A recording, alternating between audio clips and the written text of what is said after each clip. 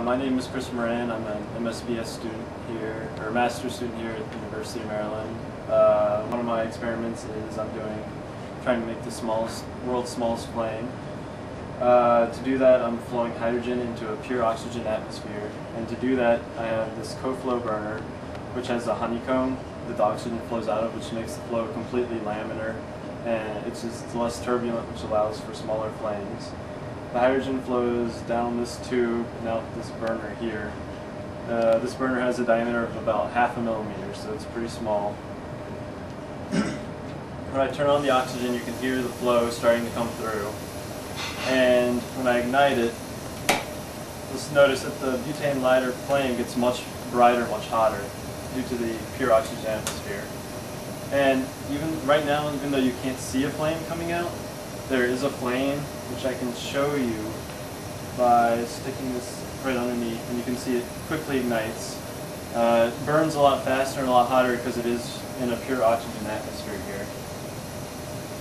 To measure the flow coming out of the burner, I make sure that the flame's extinguished, and then I'll put this cap system over top of the burner, and the gas will flow through the tube up to this bubble meter where I can measure the flow as it rises through the tube, and that'll give me the volumetric flow. Since you can't actually see the flame here, I have some pictures that I can show which kind of highlight. The burner that I was just using is shown here, and this is a flame. I had to use over a 30-second camera exposure to get this flame because it's so dim. And the flame here is about 0.5 millimeter in diameter as the internal diameter of the burner is. From the experimentation I've done, I've found that the pressure, the minimum flow rate for ignition only has nothing to do with pressure, and hydrogen here is much lower than methane and propane. Hydrogen is about 1/12 the flow rate of methane for it to ignite. These pictures here are from my compression fitting experiments. As you can see, the hydrogen flame is much smaller than both the methane and propane. The methane and propane flames are visible to the human eye, but the hydrogen flame, like before, is not. And down here I have examples of the different burners I used. This is a 1/2 inch, this is a 1/4 inch, this is an 1/8 inch. And what you're seeing here is the gas flows up through the burner. The top is capped off so nothing can escape, and the ferrule in here that's supposed to guard against leakage is damaged so that it will leak. And so that's the flame you can see coming out right here.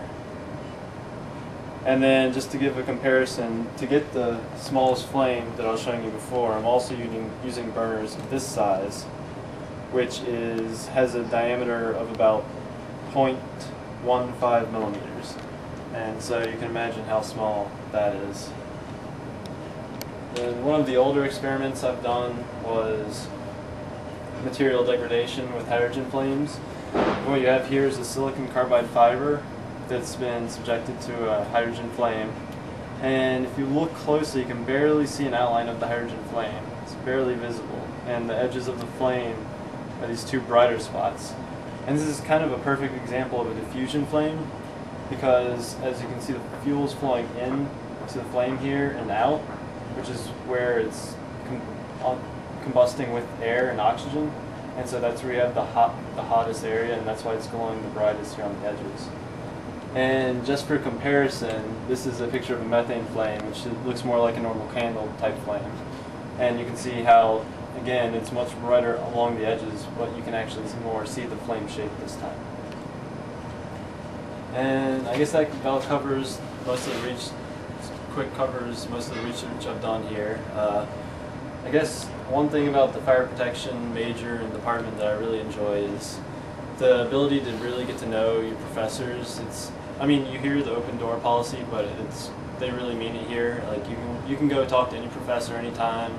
They're happy to talk to you, help you with homework from another class if you need it, and you can get to know them on a much more personal basis than any other major or department I've seen here on campus.